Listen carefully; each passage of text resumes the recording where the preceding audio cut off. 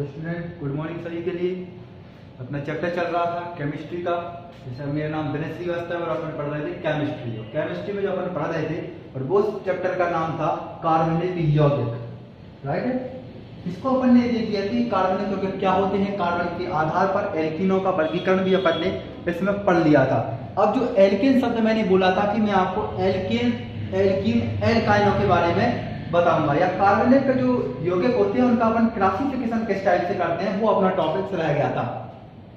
ये क्या होती है कार्बोनेट यौगिक का क्लासिफिकेशन, आप समझ गए ना। पूरी केमिस्ट्री आपको समझ में आ जाएगी। जो ऑर्गेनिक के आपको चाहे अगला चैप्टर हाइड्रोकार्बन का दिया हो, इसके बाद तेल बसा साबुन का दिया हो, तो यहाँ से आपको जो क्लासिफिकेशन समझ में आ गया ना, तो पूरा चैप्टर क्या है आपको उसकी नींव बनती चलेगी। या जो पहला चैप्टर जो आपका केमिस्ट्री का पूरा नींव है, आगे का हाइड्रोकार्बन भी आपका क्लियर हो जाएगा। उससे जो शब्द बार बार आएंगे, ऐसी कहीं आप पढ़ोगे असंतृप्त क्या होते हैं, संतृप्त, एल्कीन, उच्चतर बसीय एल्कीन युक्त, ऐसा कुछ लिखा रहता है, पढ़ते होंगे आप। तो कहीं आप ऐसा देखते होंगे सी सिंगल बॉन्ड लिखा देखते होंगे, सी डबल बॉन्ड लिखा देखते होंगे, कहीं आप इस टाइप से देखते होंगे। तो ये यार यह क्या, इनका क्लासिफिकेशन कैसे किया गया है, इनको हम किस नाम से पुकारते हैं केमिस्ट्री में, आज वो अपन इस क्लासिफिकेशन में पूरा समझ जाएंगे। ठीक है ना।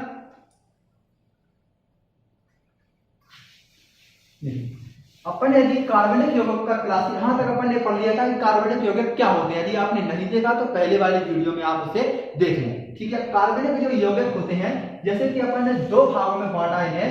पहले मैंने कहा कि खुली श्रृंखला वाले कार्बनिक यौगिक,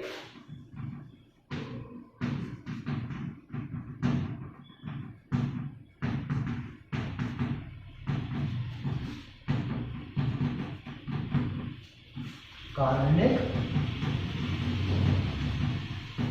यौगिक, और दूसरा क्या होते हैं बंद श्रृंखला वाले कार्बनिक यौगिक।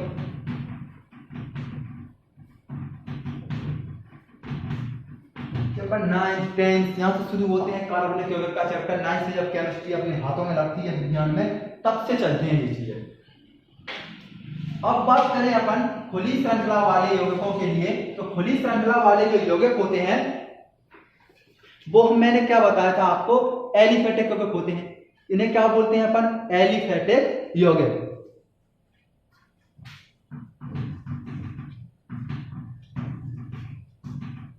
एलिफेटिक उन्हें मैंने बताया था आपको, इनको बोलते हैं अपन कौन सा, चक्रीय यौगिक, या फिर अपन कहें एरोमेटिक यौगिक। यहाँ अभी चक्रीय कैसे हो थोड़ा यहाँ लिख देते हैं अपन इसके लिए। तो इसको क्या एलिफेटिक बोलते हैं, तो इसको क्या बोलते हैं अपन, एरोमेटिक। आएगा इसमें और भी आएंगे यार, साइक्लो एरोमेटिक बहुत से आएंगे, एरोमेटिक हल्का यहाँ लिखिए। फिर दूसरा इनका नाम क्या बताया, जो खुली श्रृंखला वाले यौगिक होते हैं वो कैसे होते हैं, अचक्रीय यौगिक होते हैं। और क्या होते हैं, अचक्रीय यौगिक होते हैं। अचक्रीय यौगिक भी कहा जाता है। इनको क्या कहा जाता है, इन्हें चक्रीय यौगिक कहा जाता है।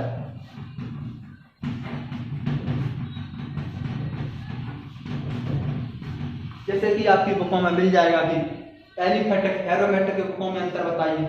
यदि वो ऐसा सीधा नहीं देगा, यदि वो और हार्ड क्वेश्चन बनाना चाहेगा तो दे देगा चक्रीय यौगिक और अचक्रीय यौगिकों में अंतर दीजिए, तो दे सकते हैं ना अपन। इसलिए 3-4 जो नाम है वो हल्का है, आप ध्यान रखें। या तो खुली श्रृंखला वाले कार्बनिक यौगिकों में अंतर आ जाए, बंद श्रृंखला वाले कार्बनिक यौगिकों में अंतर, वो भी ये भी है अपना। फिर एलिफेटिक एरोमेटिकों में आ जाएगा, फिर चक्रीय अचक्रीय में आ जाएगा। अब इनकी क्लासिफिकेशन, अब आगे से कहानी शुरू होती है। यहां तक आपको समझ में आ गया। इनका अपन क्या कर रहे थे, अभी तो नामकरण कर रहे थे। अब नामकरण करने के बाद इनको अपन बांटते हैं 2 भागों में। इनको कितने भागों में बांटते हैं, 2 भागों में। जैसा कि पहला जो भाग होता है संतृप्त कार्बनिक यौगिक और दूसरा होता है असंतृप्त कार्बनिक यौगिक। पहला क्या होता है, संतृप्त, और दूसरा होता है असंतृप्त। ठीक है ना।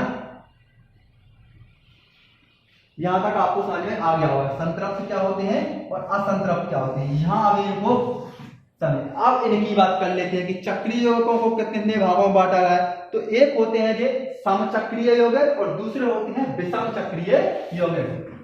ये कौन से होते हैं बच्चों? सम चक्रीय और एक होते हैं विषम चक्रीय यौगिक। अब इसकी बात अपन थोड़ी देर के लिए रख देते हैं। पहले किसको समझ लेते हैं? इन्हीं वाले यौगिक को समझ लेते हैं, फिर इन वाले यौगिकों को समझ लेंगे। इससे अपने को क्या होगा? पढ़ने में आसानी होगी और समझने में भी मजा आएगा। बिल्कुल केमिस्ट्री में इनमें अपन जब अलग अलग पढ़ लेंगे तो दोनों में अपन अंतर करने में आसानी होगी, क्योंकि अब अपन इन वाले यौगिकों की बात कर लेंगे। ठीक है, यदि मैं आपसे कहूं आपने 9th 10th में पढ़ा होगा कुछ इस टाइप के यौगिकों के बारे में। संतृप्त की बात करते हैं, असंतृप्त की बात कर लेते हैं। तो संतृप्त में आपने सुना होगा एल्केन, सुना है कि नहीं? एल्केन, एल्कीन, एल्काइन, तीनों नाम आपको 9th क्लास से परेशान करते आ रहा हूं और आज अपन इन तीनों को कंप्लीट कर ही लेते हैं। पहले क्या आएगा होगा इसका? एल्केन। पढ़े कि नहीं पढ़े? 9th से अपन को ये देखने को मिल जाते हैं। क्या? एल्केन। अब असंतृप्त में जो आएंगे वो कौन सी आएंगे? एल्कीन और एल्काइन। बात क्लियर है? इसमें कौन कौन सी आएंगे अपने? एल्कीन और एल्काइन।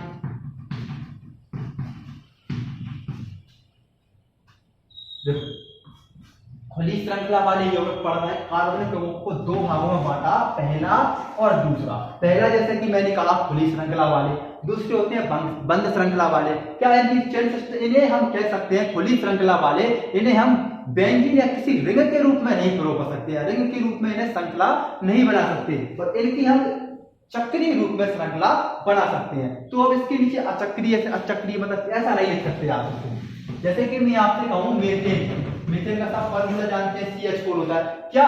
और दूसरा एग्जांपल दूं मैं आपको कि बेंजीन देखो भाई, बेंजीन को आप कहेंगे इस प्रकार से लिख लेते हैं। इसका जनरल फॉर्मूला C6H6 होता है। इसको पर ऐसे लिख लेंगे चक्रीय रूप में। क्या आपने इसको चक्रीय रूप में लिख पाया? नहीं लिख पाया। तो अपन कह सकते हैं कि ऐसे यौगिक जो चक्रीय रूप में ना लिख सके, हम रिंग के रूप में ना लिख सके, वो खुली श्रृंखला वाले होते हैं, और इन्हें बंद श्रृंखला के रूप में लिखते हैं, चेन सिस्टम के रूप में लिखते हैं, वो होते हैं अपने बंद श्रृंखला वाले यौगिक। तो इससे नीचे अपने को क्या निकाल के आए? दो प्रकार के हाइड्रोकार्बन या कार्बनिक यौगिक। एक सरलतम हाइड्रोकार्बन भी होते हैं। हाइड्रोकार्बन का मतलब क्या होता है? हाइड्रोकार्बन की डेफिनेशन यदि अपन बच्चों बनाया तो उसका मतलब होता है ऐसे कार्बनिक यौगिक जो कार्बन तथा हाइड्रोजन से मिलके बने हों, उन कार्बनिक यौगिकों को हाइड्रोकार्बन कहते हैं। हाइड्रोकार्बन जो होता है कार्बनिक यौगिकों का सरलतम रूप होता है। अब बात करते हैं एल्कीनों की। Alkane, alkene, alkyne. यहां तक आपको समझ संतृप्त और असंतृप्त से इन तीनों को आप समझ जाए, इनके अंतरों को, तो ऑटोमेटिक इनमें अंतर करना सीख जाएंगे। जैसे कि अपन पहले ले लेते हैं एल्केन, इसको साफ कर लें आपसे।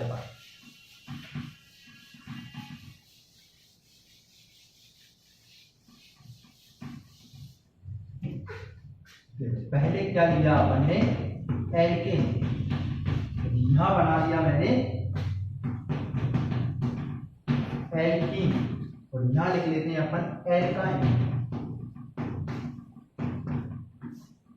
अब जरा आप 9th सेक्शन में चलो, तो कभी आपने कुछ केमिस्ट्री की ज्यादा चैप्टर आए होंगे 9th में या 10th में, तो कुछ इस प्रकार से लिखे देखे होंगे कि नहीं? इस टाइप से लिखे देखे होंगे। कार्बन के बीच में ऐसा बॉन्ड देखा होगा कि नहीं? फिर देखा होगा आपने कुछ ऐसे भी देखे होंगे लिखे, फिर आपने देखे होंगे ट्रिपल बॉन्ड में लगे देखे होंगे। तो अब in first, second, third triple bond या फर्स्ट बॉन्ड के कहां होते हैं वो देखें। एल्केन का यदि बात करें, ऐसे सरलतम हाइड्रोकार्बन जो सिंगल बॉन्ड के रूप में होंगे। किसके रूप में होंगे? एकल बॉन्ड। कार्बन कार्बन के मध्य सिंगल बॉन्ड पाया जाएगा, उन्हें हम एल्केन बोलते हैं। कार्बन कार्बन के मध्य क्या बॉन्ड पाया जाएगा बच्चों? सिंगल। ये नहीं कहा कि कार्बन हाइड्रोजन। यदि अब यहां अपन इसको एग्जांपल से देखें, देखो मीथेन का क्या होता है? CH4। इसका संरचना कल बनाना बताया था। क्या आपको इसमें कहीं डबल बॉन्ड दिख रहा है? नहीं। मैं आपको दूसरा दूं।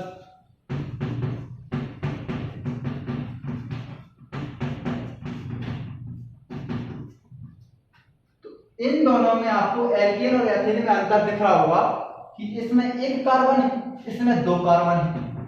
ठीक है, अब अपनी डेफिनेशन क्या है, एल्केन ऐसे क्या होते हैं, संतृप्त कार्बनिक यौगिक होते हैं, इनमें क्या होता है, सिंगल बॉन्ड होता है। बात समझ में आई?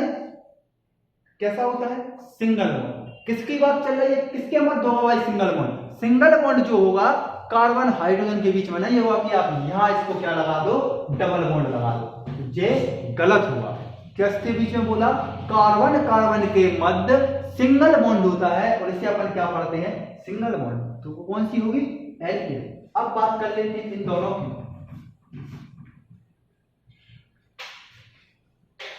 देखें, जैसे कि दूसरे नंबर पे दिया है एल्कीन, और एल्कीन को अपन ने कहां रखा, असंतृप्त में। ठीक है, क्वेश्चन पूछ लिए जाते हैं, एल्कीन असंतृप्त हाइड्रोकार्बन है, संतृप्त हाइड्रोकार्बन है, एक नंबर घिसी पिटी बातों में अपना नंबर कट जाएगा। अब देखें एल्कीन की बात कर लेते हैं, एल्कीन और एल्काइन ऐसे असंतृप्त कार्बनिक यौगिक, हाइड्रोकार्बन या कार्बनिक यौगिक या हाइड्रोकार्बन, असंतृप्त तो है, पहले ही लिखा है इससे असंतृप्तों में, तो इनके कार्बन कार्बन के मध्य क्या होता है बच्चों, डबल बॉन्ड होता है। क्लियर है, उन्हें हम क्या बोलते हैं, एल्कीन। अब बात करते हैं एल्काइन की। ये ध्यान रखना किसके हैं, असंतृप्त, असंतृप्त हाइड्रोकार्बन या असंतृप्त कार्बनिक यौगिक है। अब बात कर लेते हैं एल्काइन की। यदि अपन एल्काइन की बात करें तो कार्बन कार्बन के मध्य ट्रिपल बॉन्ड होता है। क्या होता है, ट्रिपल बॉन्ड। ये दोनों कौन से होते हैं, असंतृप्त हाइड्रोकार्बन, और ये कौन सा होता है, संतृप्त हाइड्रोकार्बन। अब बात यहां निकल के ये आती है कि इसमें कार्बन कार्बन के मध्य होगा बॉन्ड, ये ध्यान रखना। जो इसमें एल्केन की यदि बात करें अपन, एल्केन में जो बॉन्ड होता है सी, सिंगल बॉन्ड सी, उनमें कौन सा बंध होगा, तो बंध दो टाइप से होते हैं, सिग्मा बॉन्ड और पाई बॉन्ड।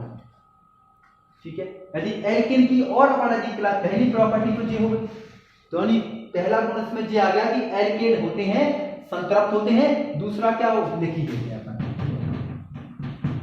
संतृप्त होते हैं। ये दोनों कैसे होते हैं, असंतृप्त।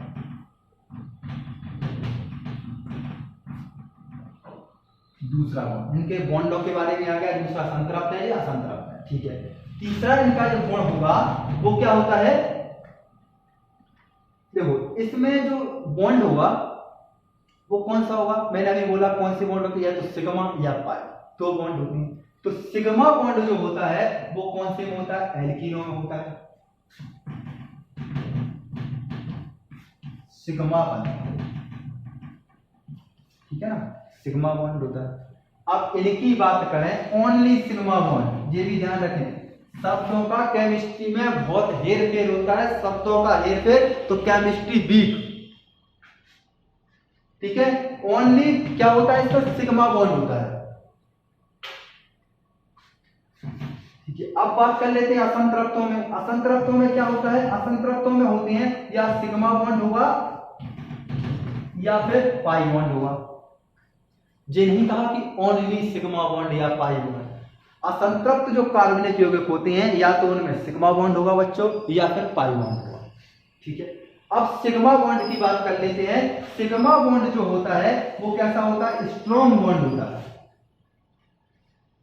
सिग्मा बॉन्ड कैसा होता है, स्ट्रॉन्ग बॉन्ड होता है पाई बॉन्ड की तुलना में। यदि आप किसी केमिकल से रिएक्शन करवा रहे हैं और उसमें क्या है, सिग्मा बॉन्ड है, तो आपको एनर्जी ज्यादा देना पड़ेगी। और किसके लिए, उस अभिक्रिया कंप्लीट कराने के लिए, प्रोडक्ट में या उत्पाद में परिवर्तित करने के लिए, रिएक्टेंट को उत्पाद में परिवर्तन करने के लिए आपको ज्यादा एनर्जी की आवश्यकता होगी, क्योंकि सिग्मा बॉन्ड होता है। और सिग्मा बॉन्ड किसमें होता है, एल्केनो में। जब एल्केनो में सिग्मा बॉन्ड है तो एनर्जी एल्केनो में रिएक्शन करवाने की आपको ज्यादा एनर्जी देने की जरूरत पड़ेगी। जी आप इसको ध्यान रखना। देखिए, जैसे कि एग्जांपल ले लेते हैं, एक जानते हैं तो एग्जांपल अकेला कौन सा, मीथेन CH4, यदि आप इसकी कुछ अभिक्रिया करवाओगे तो आपको क्या देना पड़ेगा, एनर्जी ज्यादा देना पड़ेगा उत्पाद बनाने में। जी क्या होता है, इसको बोलते हैं रिएक्टेंट, और जो यहाँ आएगा वो से बोलते हैं प्रोडक्ट। क्लियर है? मतलब इसको यदि प्रोडक्ट में आप कन्वर्ट करोगे और एल्केन है, और एल्केनों के बीच में कौन सा होता है, सिग्मा बॉन्ड, और सिग्मा बॉन्ड कैसा होता है, कठोर, मतलब मजबूत। इससे आपको तोड़ने में क्या पड़ेगी, मेहनत ज्यादा करना पड़ेगी, ज्यादा मेहनत करना पड़ेगी, तो आपको एनर्जी ज्यादा देना पड़ेगी किसी भी केमिकल रिएक्शन को करवाने के लिए। ठीक है, यहां तक आपको इस बॉन्ड में मतलब समझ में आ गया होगा।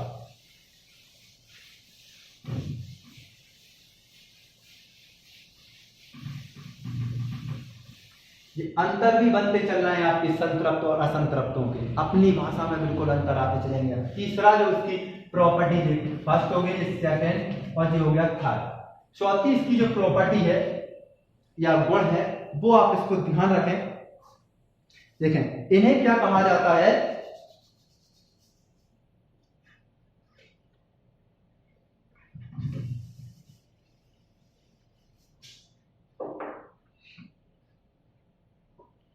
देखो इनका नाम यदि आप दूसरा देखें, एल्केन, एल्कीन, हाँ एल्केन का यदि नाम दूसरा रखें तो इनको बोलते हैं पैराफिन।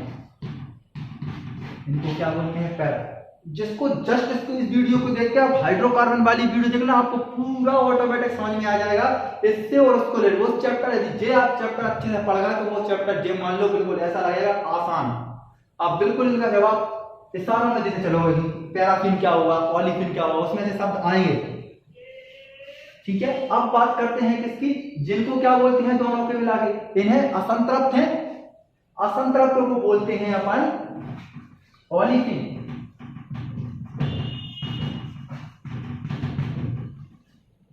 देखिए पैरा का मतलब होता है लेटा हुआ, पैराफिन, और ये हो गया ओलिफिन। यदि आपको थोड़ा अपन लॉजिक इसकी कहानी जमाए पैराफिन की, देखिए पैरा का मतलब जैसे अभी बताया मैंने कि मतलब क्या होता है, लेटा हुआ। ठीक है, और फिन का मतलब होता है जब कोई अभिक्रिया करे ना केमिस्ट्री में तो उसके लिए ज्यादा मेहनत, या कोई अभिक्रिया किसी भी रिएक्टेंट प्रोडक्ट में यदि कन्वर्ट हो रहा है, उसकी क्या होना चाहिए, प्रोडक्ट के प्रति प्यार मोहब्बत ज्यादा होना चाहिए, मतलब मजबूती से वो प्रोडक्ट में ना टूटे। पैराफिन होती है, इसकी कहानी क्या है, पर एनर्जी इसमें ज्यादा देना पड़ेगा। किस बॉन्ड है इसमें, सिग्मा बॉन्ड है। यदि यहाँ तक यदि कहानी जे नहीं आएगी समझ में तो फिर छोड़ा है, ये पहले ये चीज समझ आएगी, समझा कि सिग्मा बॉन्ड है तो इसे एनर्जी ज्यादा देना पड़ेगी। ठीक है, अब इनके बात कर लेते हैं सामान्य सूत्र की। वो ऑब्जेक्टों में पूछा जाता है कि एल्केन का सामान्य सूत्र क्या होता है, एल्कीन का क्या होता है, और एल्काइन का क्या होता है। यदि अपन एल्केन की बात करें तो एल्केन का होता है CnH2n+2। अभी 1 मिनट के लिए आप ध्यान रखो, एक है तो अपन सिर्फ alkane, ethane, methane, propane, butane जो अपन ने पढ़े थे सारी चीजें इनसे मिलकर, इन फॉर्मूले से मिलकर अपन बनाएंगे। अब बात कर लेते हैं किसकी, एल्कीन की। एल्कीन का जो फॉर्मूला होता है CnH2n होता है, CnH2n। अब बात कर लेते हैं किसकी, एल्काइन की। तो एल्काइन का जो फॉर्मूला होता है वो होता है CnH2n-2। तीनों में चारों में अंतर आ गए ना आप समझ, एल्केन, एल्कीन, एल्काइन क्या होते हैं कि एल्केन संतृप्त होते हैं, सिंगल बॉन्ड होता है, इनमें डबल होता है, इनमें ट्रिपल होता है। इनका सामान्य सूत्र क्या होता है, फॉर्मूला क्या होता है CnH2n+2। इनका क्या होता है CnH2n, और इनका क्या होता है CnH2n-2। ठीक है ना बच्चों, यहां तक आपको कोई डाउट नहीं होगा।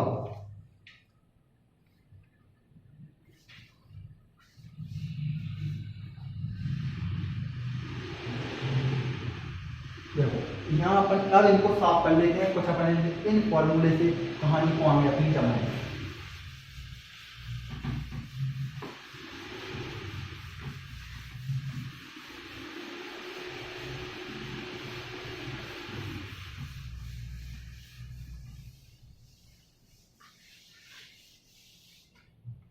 ये तो पता ही है, एल्केन है, एल्कीन है और एल्काइन है। यहाँ आपको ध्यान साफ हो गया, थोड़ा ध्यान रखना है, अपनी कहानी अब चलने है। देखें, यदि इसका अनुलग्न मैं कहूं, एल्केन का होता है N, इसका क्या होता है N। यदि इसका अनुलग्न की बात करूं, जो क्या होते हैं, अभी एक फॉर्मूला, इसका होता है N और इसका होता है आयन, ठीक है ना। इसका अनुलग्न क्या होता है, N होता है, इसका N होता है और इसका आयन होता है। अब जरा याद देखो,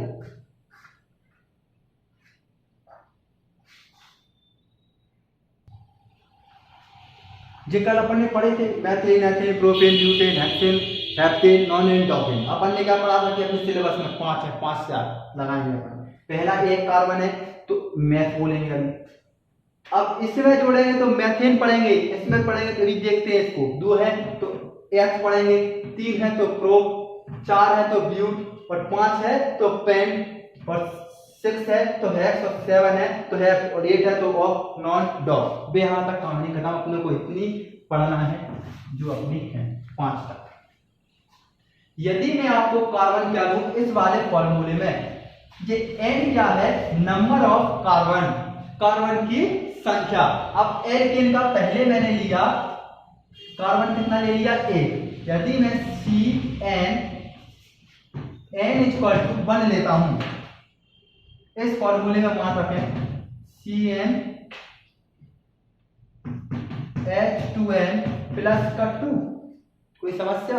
एल्केन का फॉर्मूला है, अभी पढ़ा थोड़ी देर पहले। n में क्या रखता हूं, 1 रखता हूं। अब n का मान यहां रख देता हूं 1 प्लस h 2 एजिटेट ऐसा का ऐसा, n की जगह क्या रख दिया इनटू 1 प्लस का 2। कोई समस्या नहीं। तो c ऐसे लिख सकता हूं, इसका c में 1 में 2 करो तो वैसे कैसी आएगी संख्या, ये क्या हो जाएगा, 2 का 1 में करेंगे 2 और 2 और 2 4, मतलब C4। क्या मिला मुझे, मैथ। अब एल्केन में लगाया फॉर्मूला, लगाया कि नहीं, उसको क्या बोलते हैं, मैथ। एक कार्बन है तो उसे क्या बोलते हैं, देखो मैथ। प्लस एल्केन में है तो क्या बोलेंगे, एन जी शब्द में। अब इन दोनों के शब्द में लिखे क्या बनेगा अपने पास, मेथेन। बात समझ में आई? जब जब आपको मेथेन लिखा मिले तो वो कौन सा होगा, एल्केन वाली बात चल रही है। यदि एन शब्द पीछे लगा, एन कैसे लगा है एक बार और देख लेते हैं। यदि मैंने कार्बन की संख्या 1 ली, क्या ली, कार्बन की संख्या 2 3 4 तक नहीं करके देखेंगे, पहले अपन 1 ले लेते सबसे छोटी। देखो n क्या लिया मैंने, 1 लिया, और इस एल्केन वाले में मैंने फॉर्मूले में मान रखा उसका। जैसे मैंने इस वाले में n=1 रखा तो मुझे क्या मिला, देखो c की जगह 1 रख दिया मैंने, n की जगह सॉरी h2 एजिटेट आ गया, फिर 1 की जगह 1 रख दिया, n की जगह 1 रख दिया और 2j ऐसा का ऐसा। इनटू किया, कुछ नहीं किया, क्या मिला मुझे, CH4। CH4 मतलब एक कार्बन लिया था, एक कार्बन का मैंने क्या बताया, मेथ बोलेंगे अपन, क्या बोलेंगे, मेथ। लिखा है मेथ, जी हाँ मेथ। किस में लगाया था आपने, एल्केनो में, उसको क्या बोलते हैं, एन, मैथ प्लस एन। इसको अपन क्या लिखेंगे, मात्रा इस पे आ जाएगी कि नहीं, संधि विच्छेद पढ़े होंगे आपने, तो उसे क्या बोलेंगे, मेथेन। क्लियर? अब मैं लेता हूं n=2,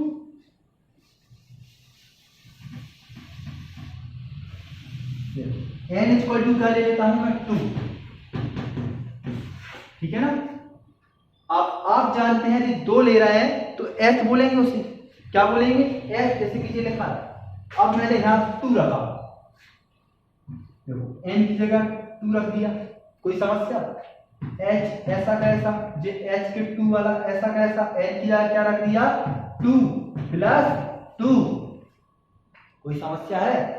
देखो c का 2 ऐसा आ गया, इनका इनटू किया, 2 2 जा 4 प्लस 2 कितने हुआ, 6, H6। पहले पढ़ा था अपन ने C2H6। यहां देखो H का मतलब जिसको 2 कार्बन लिए हैं तो अपन क्या बोलेंगे उसे, H। एल्कीनो में लगाया उसका सफिक्स क्या होगा, अनुलग्न N, तो क्या हो जाएगा ये, एथेन।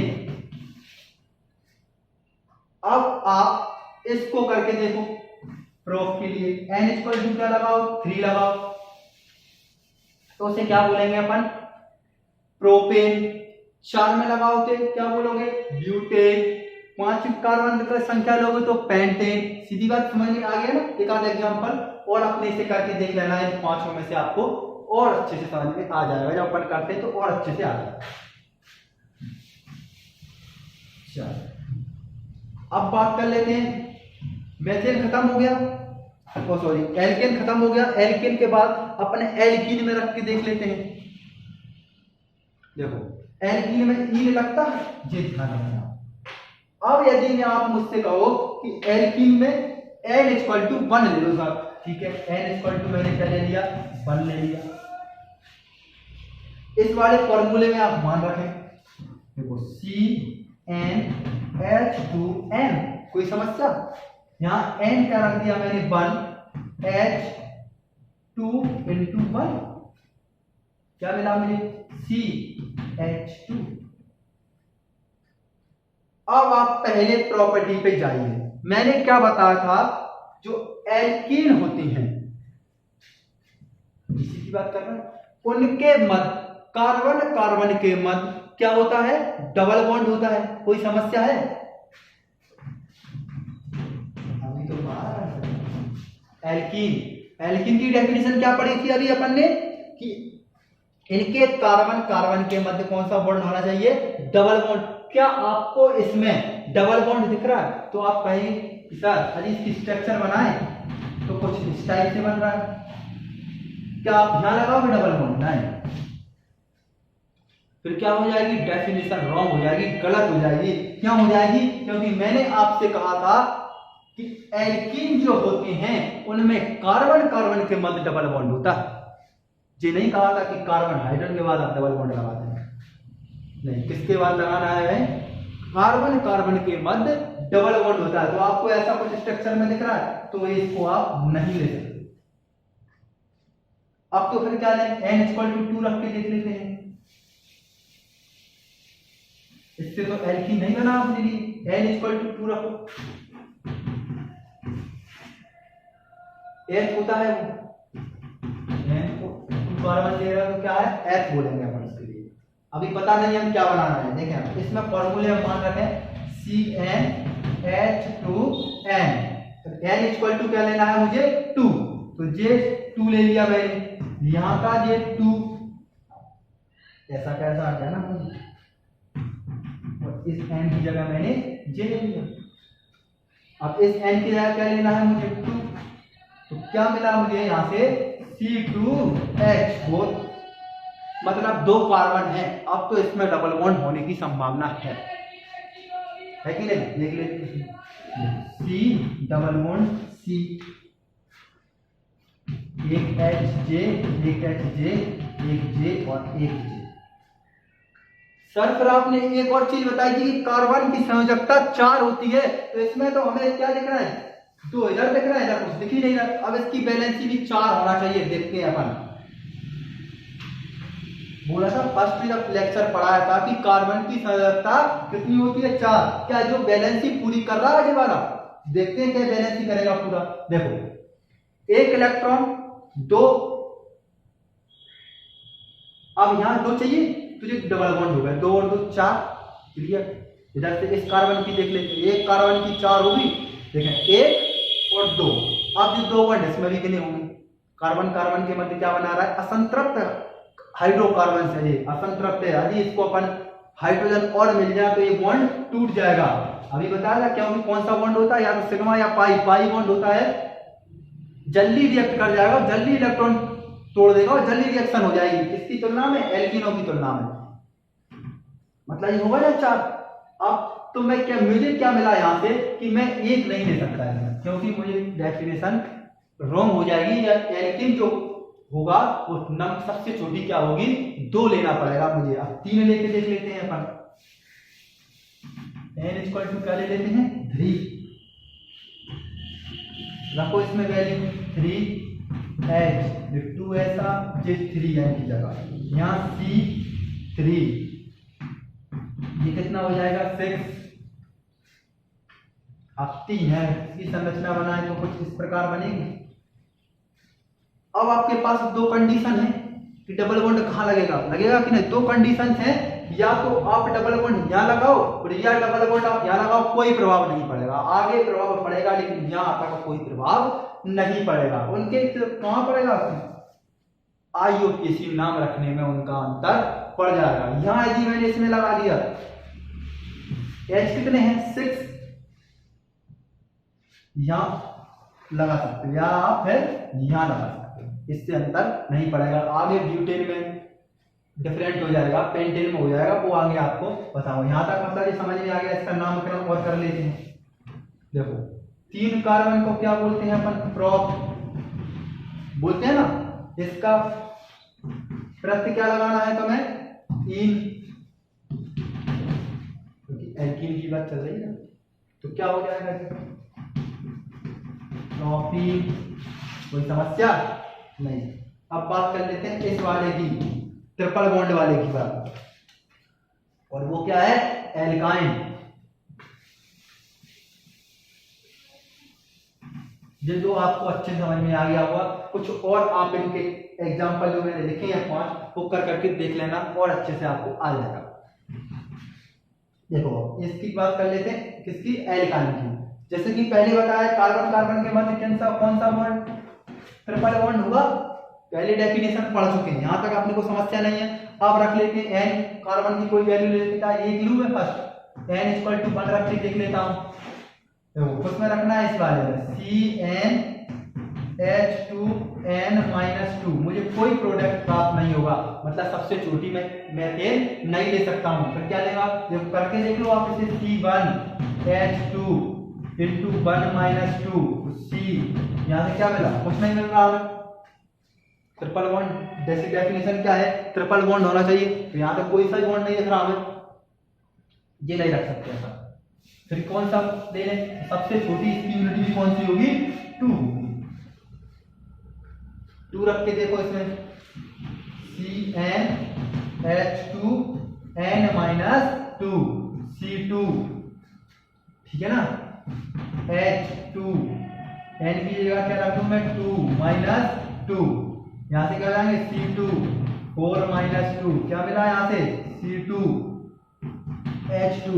मतलब इस टाइप से स्ट्रक्चर मुझे बन सकता है, क्योंकि कार्बन कितने हैं, 2 हैं, तो उनके बीच में ट्रिपल बॉन्ड हो सकता है। इसलिए ये कौन सी है, एल्काइन का नाम रख लेते हैं।